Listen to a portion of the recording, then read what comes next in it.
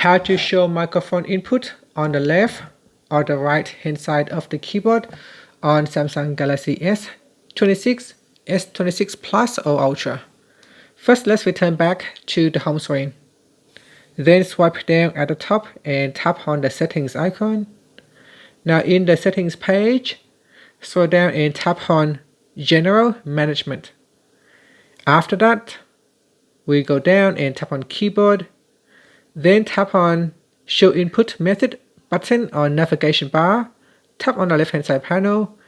In here you can choose to display the microphone icon on the left hand side or the right hand side.